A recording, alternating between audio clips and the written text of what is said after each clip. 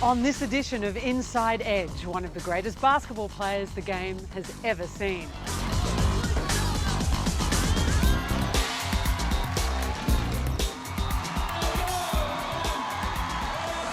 Hello and welcome to the program. I'm Angela Pulvirenti.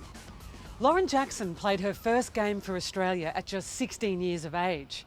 She's since been to 4 Olympic Games and carried the flag at the opening ceremony in London 2012.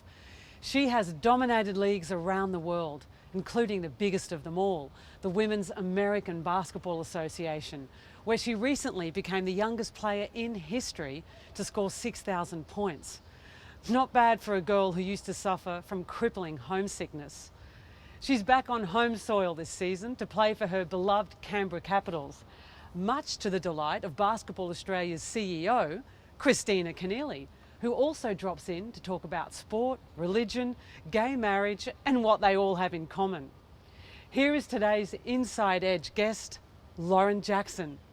Lauren Jackson, welcome to Inside Edge. Thank you. Well, I just wanted to ask you, first up, when I was researching this interview, I obviously looked at the footage of you carrying the flag and leading the Australian Olympic team into the stadium at the opening ceremony in London. What was going through your head? Do you even remember? No, it's funny. Like, a lot of people ask me that question, and I really don't. It's I was full of pride and just sort of overwhelmed, and it was a great experience. And the flag kept on getting twirled up around the pole, so it was actually kind of embarrassing initially there for me. But it was, probably one of the greatest individual moments of my sporting career. Was the rest of the team very supportive and wonderful about it? Did you get lots of amazing feedback from your Olympic teammates? Yeah, my teammates were wonderful. They'd actually taken footage of the night that it was announced, and so they've got the whole thing on tape. And I watched it the other day, and I couldn't believe it. I mean, I still get goosebumps when I think about it and watch it, and just sort of relive that moment. Well, a wonderful moment for a very deserving athlete. Now, I guess we'll start where it all began, with your mum and dad. My mum and dad. Yeah. Obviously, fantastic players, both played for Australia themselves, your mum Marie and your dad Gary. Yep. In fact, your mum was a real star, wasn't she? And she did go to America and played herself at an American university there. Yep. And I guess she sort of got sidetracked with having a family and whatnot. Does part of you think that your sporting journey has been for the two of you in some ways? Oh, absolutely. I mean, I think, Mum gave up a lot to, have my brother and I. And, once obviously she had the kids and she tried to make a comeback, but it was too hard to leave us. And I mean, she often, when we were younger, would tell us that she loved, her career, but she loved us more. And so, my first Olympics that I made, it was for her, it was for her and her mother and the things that she went through. My mum was definitely a pioneer, in the sport. Big time. And did you feel any sense of pressure to do it, or was it really just she was just very supportive in a quiet way? Yeah, my mum and my dad are very much they'll sit in the back seat and they won't say a word. It's funny because they can look a certain way and I'll know exactly what they're thinking, so they really don't have to say anything. And it's been that way for a long time. But they never pressured me into doing playing any sport at all. My brother, he hasn't got the slightest interest at all. And he's 6'8". Could have been a great athlete if he wanted to be, but never had the passion or drive. I don't know if this is true, but I was reading that one of your childhood heroes was Wilt Chamberlain, who was, I think, a centre or forward for the LA Lakers, real star in the late 1960s in American basketball, and that you would, meditate in front of a poster of him as a kid. Is that true, or have they taken... Meditate. The poster was actually at the Albury Basketball Stadium, and it was like up really high, and I would just look, I would look at it. And there was another one of Michael Jordan too, who I also, of course, as a basketballer, look up to. And I would just sort of stand there and watch and, sort of dream about those moments that I wanted in my career or in my future. Because looking at your life, I mean, obviously, the genetics of your parents, I mean, did you know very quickly that, or very early on in your life, that this was just something you were going to do for a very long time? Yeah, absolutely. I think I started when I was 4 playing basketball, and I never stopped, and I never actually saw myself doing anything other. I sort of had a plan as a kid of what I wanted to do, and I sort of told people I would play for Australia, and they'd be like, yeah, right, And I'd planned that in year 7, in year 9, I was going to go to the AIS and, be a basketballer there. So I'd had all this planned out in my head. I was a presumptuous child. It obviously worked out for you. Yeah, all of it went to plan. Has anything not gone to plan? Yeah, a lot of things have not gone to plan.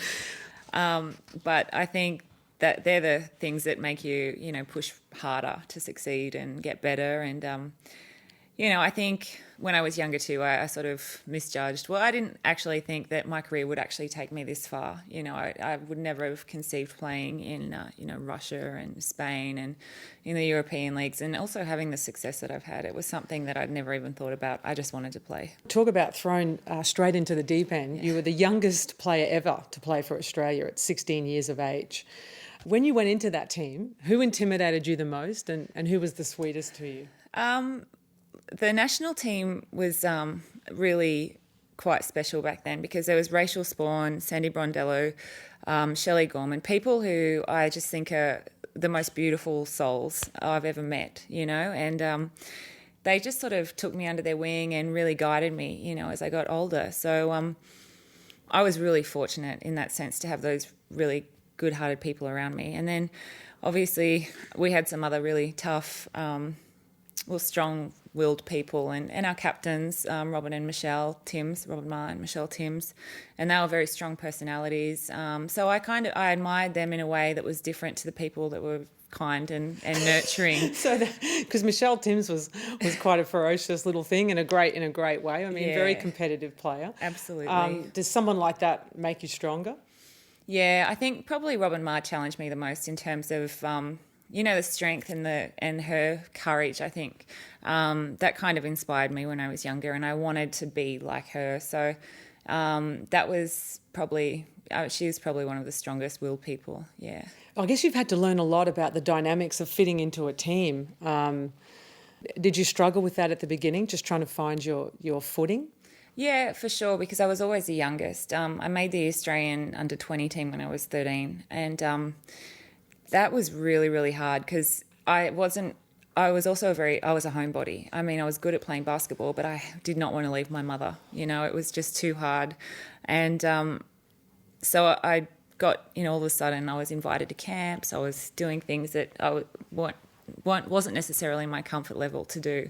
And I had to grow up really quickly through that. But, I learnt so much very early. And then, like I said, once I got into the national team, I really had so much support then from my teammates, which, is almost unheard of in women's sport a little bit. And from what I've experienced, it's something very special that I had. And I really thank those people from the bottom of my heart because I don't know if I could have got through it, without them. Oh. Obviously, you're a sensitive little soul underneath it all because you've done some pretty ferocious things on the court. I mean, you're certainly not scared to tell your opponents where to go from time to time. Have you ever done anything on court that you regret doing? No, when I'm on court, I sort of morph into this athletic human being, and it's. I say things and I get fired up, and I'm an athlete. I'm in sport, in a very physical sport. It's only natural. I think when I was younger, I definitely had a chip on my shoulder because I was the youngest in every team, and it was something I felt like I had to prove. But as I've gotten older, it's sort of I don't have to prove anything, and I don't know. It's just fun now. Did your parents ever pull you aside and say that was too far? No. Yeah, in under-12s in Melbourne, I was ejected from the stadium and my mum was coaching. And it was, that might have been the tipping point for her. I don't think she coached me ever again after that. But they ejected me out of Albert Park Stadium with no supervision, nothing, 10-year-old. And to think now they're naming stadiums after you. I know. You might be able to get ejected from your own stadium, Lauren. Who knows, in a couple of weeks to play there. I might try. No, I'm joking. While Lauren Jackson was making a name for herself in the US, my next guest, who was born and bred in that country, was forging ahead in New South Wales state politics. We've been joined by a very special guest. She is, of course, the former Premier of New South Wales, the current CEO of Basketball Australia, and I've been so looking forward to saying this, and the twice awarded most valuable player of the Notre Dame Academy soccer team. That's right. Kristina Keneally, it's such an honour to have you here. Thank you, a real pleasure. The other thing I was reading about you, Kristina, which I just loved, was that you, your dad was basically your coach as a soccer player, and that he specifically trained you not to play like a girl. What did he mean by that? As if we don't know. Well, yeah, my dad was my soccer coach growing up. I played both soccer and basketball, but he he would watch girls play soccer and they would hang off the ball. They wouldn't run to attack the ball, and he really pushed me to, there's the ball, go for the ball, attack the ball. And he has this story of where some of the other mothers would stand on the sideline and complain. They'd say that big blonde is playing dirty, and he'd say, no, she's playing the game the way it's meant to be played. And I'm very grateful that he raised me. Both my parents raised me in that way. It was that sense of, you play the game by the rules, not by your gender. I think that's the wonderful thing about sport, is that it allows women to be aggressive and competitive, and that it not only is it okay, but it's actually rewarded. But I was going to ask you both, because you obviously have both chose professions where being aggressive and competitive was almost a necessity, professional sport and politics. Have you over the years found yourselves in positions where you have to sort of wind that back to get the result you want? Being that I'm a basketball player, I only actually have to play against women, so I don't have to face the gender issue so much as politicians would have to. Because there's a life off the court, isn't there? The life off the court, exactly. And I think, my personality is a lot different on the court to what it is off the court. In saying that, there is a lot of differences between female and male sport, basketball in particular. Money being the biggest case. Like, the guys can earn a living playing one season, whereas we have to sort of play year round. There's things like that, but politics, I imagine, is a whole nother beast. And I think that your point about, you rarely on the court would not being aggressive be an asset. It's pretty much a tool you've got to use quite a lot. Whereas I think, in politics, there's obviously times where, charm will work better than aggression or attack.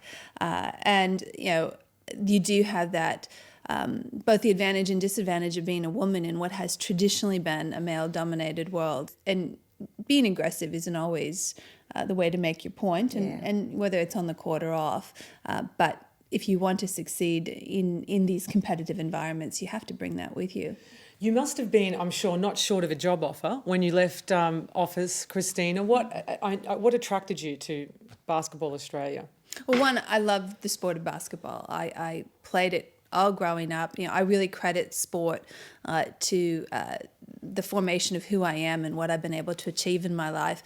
But what I love about sport, particularly for basketball, is that we do have the professional aspect. We've got the national teams, we've got the Paralympics, we've got and then we've got the community base. And so if you're a person who likes being involved in so many aspects of Australian society, it's politics that allowed me to do. Basketball gives me that same opportunity. Delivers on a lot of levels, doesn't it? Absolutely. Yeah. Government, private sector, volunteers, participants, health, kids, development, all of that is part of basketball. Lauren, the game must have been pretty excited to get to snag such a high-profile politician into the game. Can you talk about, did you yourself feel that personal excitement? Did you think, oh, that's an interesting development?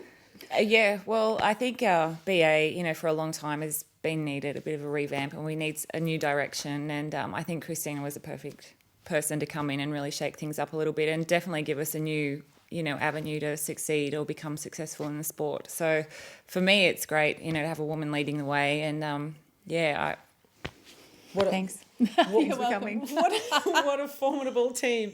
Now, I know that you went you went to London to experience the Boomers and the Opals over there.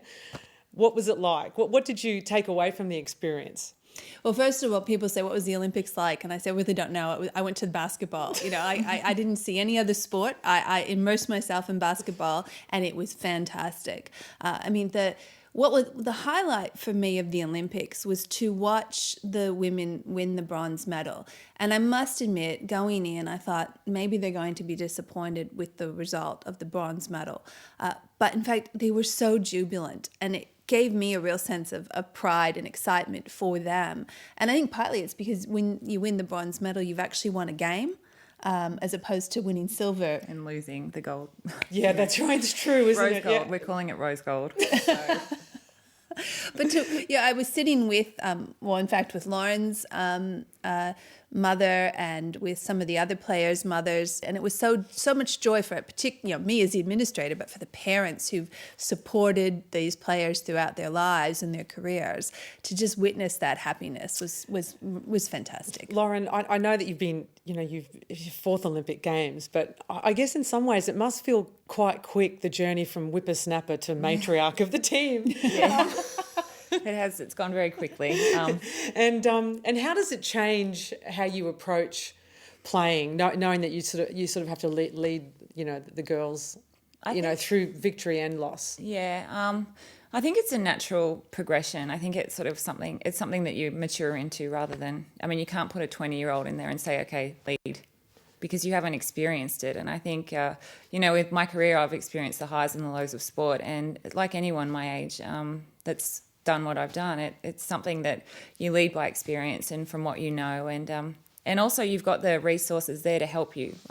There's a lot of very good people around that can help make things right, get people on the same track, things like that. It's a natural progression for sure. Because there's an incredible psychology to sport, which I guess is what's quite fascinating about it.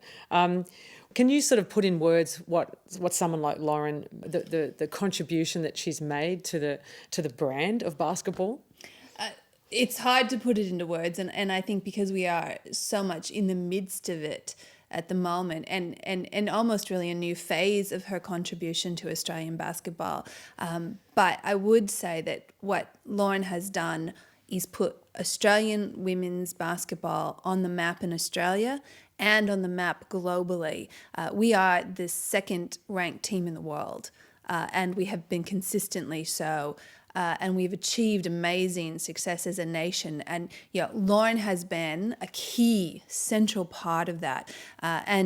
Women, let's be honest, women's sport is a tough marketplace. You're elbowing in for media space amongst a whole lot of competitors. But what Lauren's done is taken the sport and elevated it. And put it right front and centre of Australian consciousness. I maintain if you go out in the street and stop 10 Australians and ask them to name, our greatest basketballers, they'll name Luke Longley, they'll name Andrew Gaze, and they'll name Lauren Jackson. They will, yeah. You're and right. yeah, that's a great achievement that she is seen by the Australian public as one of our greatest athletes. Now, are corporate sponsors missing the opportunity? Are they underrating female stars and athletes as a commodity, given that they obviously appeal and resonate with at least half the population? I don't know that sponsors have really got their heads around how to make use of an athlete who plays part of the year in Australia, part of the year in Europe, part of the year in Asia. And I don't know that we, not just we in basketball, but I think we in all these sports who are globalized sports, have to think that through a bit more thoughtfully. The landscape around sponsorship and around media and around technology has changed so fast. If you think back to when 15, 20 years ago, you couldn't really watch the NBA in Australia. Now we could pull it up on our digital phone anytime we wanted. And that's a great opportunity for us when we've got so many of our best athletes playing a large portion of their careers overseas. It is amazing, isn't it, to think that we have an Australian right here who is the greatest player in the American League. And we don't really get the opportunity very easily to avail ourselves of that. No, and it's terrific that we've now got Lauren back to Australia for 3 years in the WNBL. And that's when I made the point we're entering sort of a new phase of Lauren's contribution to Australian basketball. And I think it speaks to her commitment to this country and her generosity as a leader in the sport. Kristina, I have to say, I just absolutely admire you. You take on all the big industries, don't you? I mean, you you started out in politics. You've moved into sport. You're a dedicated. You have dedicated Christian beliefs. So the Catholic Church. These are all quite male dominated. I suppose. They're quite male dominated organisations. In case you haven't noticed, and you're such an anomaly. I mean, even your Catholic beliefs. You're obviously very pro gender equality, pro gay marriage, and a Catholic who will not allow women to be priests and is not promote gay marriage. How do you reconcile all of that? Just one day at a time? How long do we have? In 25 words or less, please. In terms of faith, it is often one day at a time. But I do take the view that the Catholic Church doesn't reside in Rome. It resides amongst all the people who believe in the teachings of Christ and who have been baptized in the faith. That might put me at odds sometimes with the Vatican, but at the end of the day, I ask myself, what does the gospel compel me to do, and that's what leads me to the right answer. Perhaps we'll leave these far more complicated religious matters for another time. Sounds like a good idea. It's been so lovely to have you here, Kristina Keneally. Thank you very much. Thank you. During Lauren's time in the US League, she was voted the WNBA's most valuable player 3 times, won 2 WNBA championships, and made the All-Star team 7 times. But despite all the accolades and attention, Lauren's self-effacing nature and attachment to her family meant that living abroad had its difficulties. So you were actually drafted in 2001.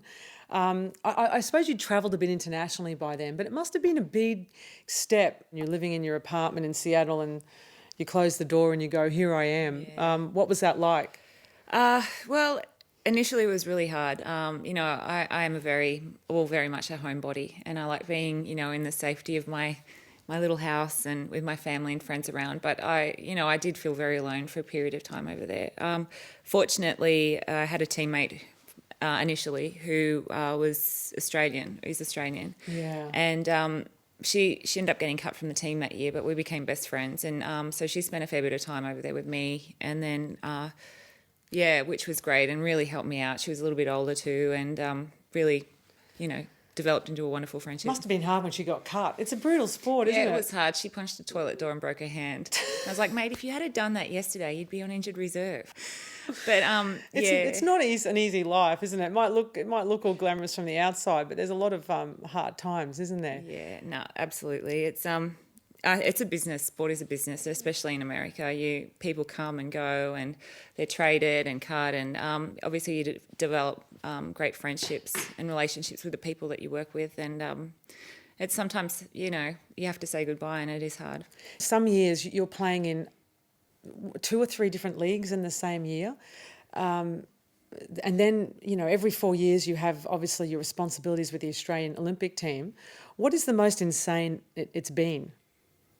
This year's been a pretty crazy year. I was in the WNBA after surgery on my Achilles, and then I hurt my hip and had to have surgery on my hip in America.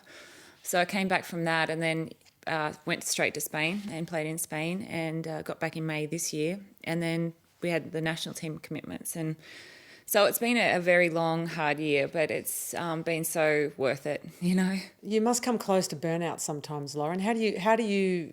What do you do to get yourself centred again and through those times? I think it's just a mixture of things. I mean, obviously spending time with your family and the people that will bring you back down to earth.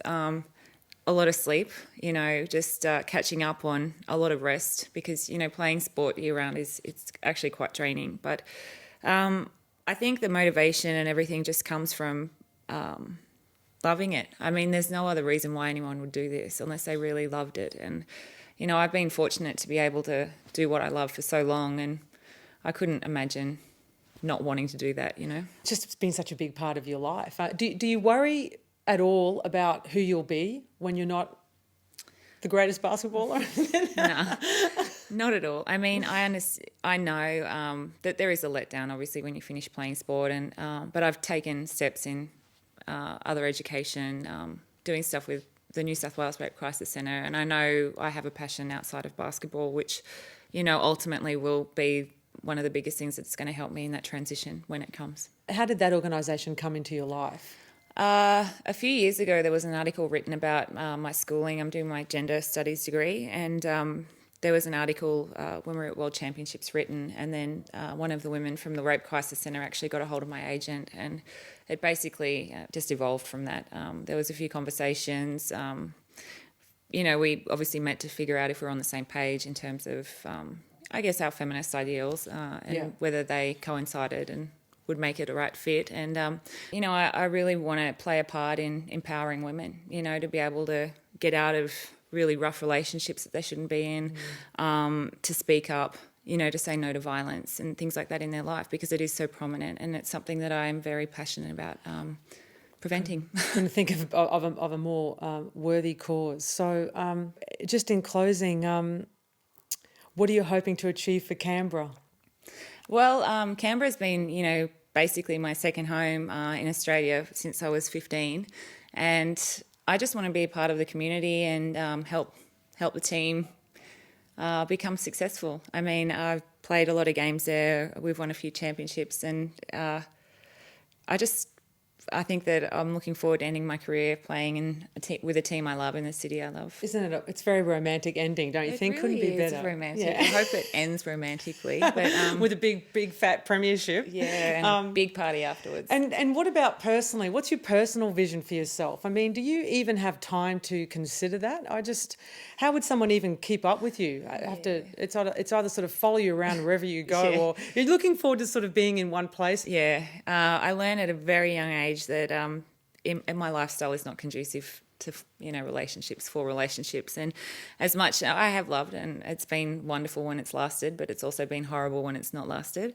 But I hope one day that I find that true love, and we get to have a family and live that fairy tale dream. Yeah. On the other hand, I don't know what's going to happen. I've chosen basketball over most of all my personal life really. So. But a new phase is ahead. That's great. I mean, it is, and it's great, but I don't really, it doesn't concern me all that much. We wish you well in whatever you do, with whoever you do it with. Lauren Jackson, thank you very much for being on Inside Edge. Thank you. That's all for this edition of the program. You can find us online at abc.net.au/Inside Edge. I'm Angela Pulvirenti. Bye for now.